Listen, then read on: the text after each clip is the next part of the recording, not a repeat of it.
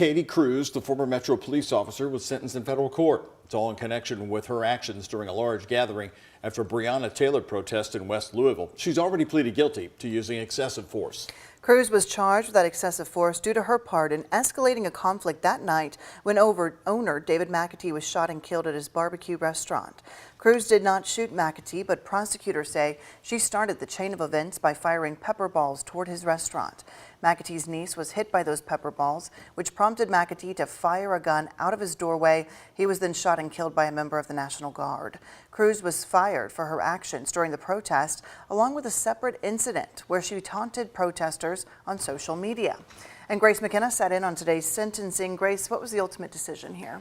O'Shea, Doug, ultimately, Katie Cruz walked out of court today with a sentence of probation.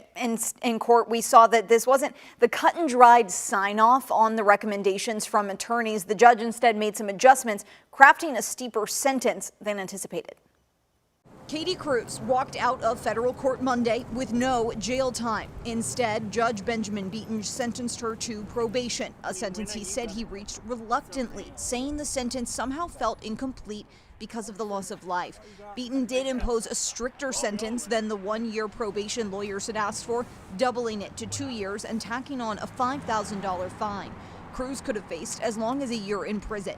Arguing for probation in court Monday, Cruz attorneys said she had no disciplinary issues before the night of David McAtee's death, and lawyers noted this incident was the first time Cruz had used a pepperball gun in the field. Judge Beaton did ask attorney Steve Schroering to justify a post and text messages Cruz made about the 2020 protests, which her attorney admitted were inappropriate. In coming to the agreement, prosecutors said the victims' families and attorneys were on board with the decision and wouldn't be submitting a victim impact statement. Several of Cruz's friends and coworkers had submitted letters on her behalf, and more than a dozen people were in court Monday supporting her. Under the deal, Cruz, who right now is working as a non-law enforcement canine handler, also agrees not to seek a law enforcement job again.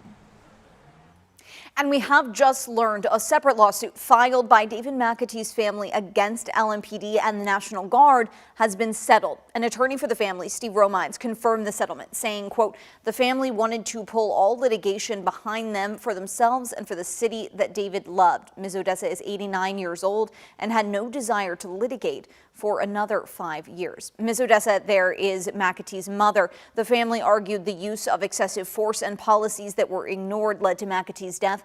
The details of the settlement haven't been released. In the studio, Grace McKenna, WHAS 11 on your side.